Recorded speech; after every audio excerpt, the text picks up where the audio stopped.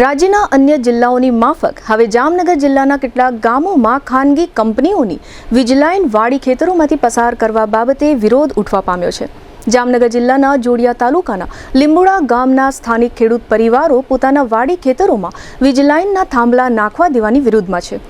ખેડૂતો કહે છે કે અમારે વળતર પણ નથી જોતું, બળજબરીથી થાંભલા નાખવામાં આવશે તો અમુક ખેડૂતો વિરોધ કરીશું અને આંદોલનના ત્રીજા તબક્કામાં આગામી ચૂંટણીઓમાં અમારા ગામમાં ભાજપાના નેતાઓ અને કાર્યકરોને પ્રવેશવા દઈશું નહીં। આ બાબતના મોટા બેનરો પણ લીંબુડા ગામમાં લાગી ચૂક્યા છે અને માત્ર પુરુષો નહીં, મહિલાઓ પણ આ આંદોલનમાં જોડાયા છે।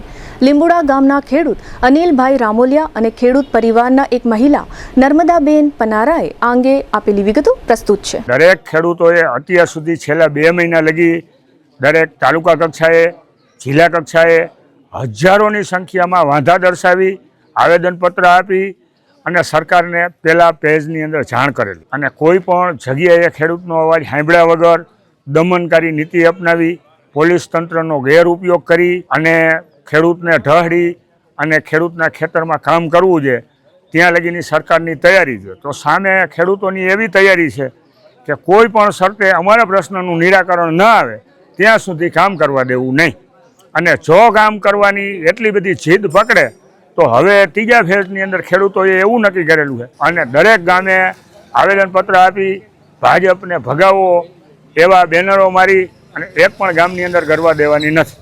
કાં તો સત્વરે સરકાર અમારો અવાજ સાંભળી ખેડૂતોનું નિરાકરણ કરે એટલી જ અમારી માંગણી છે।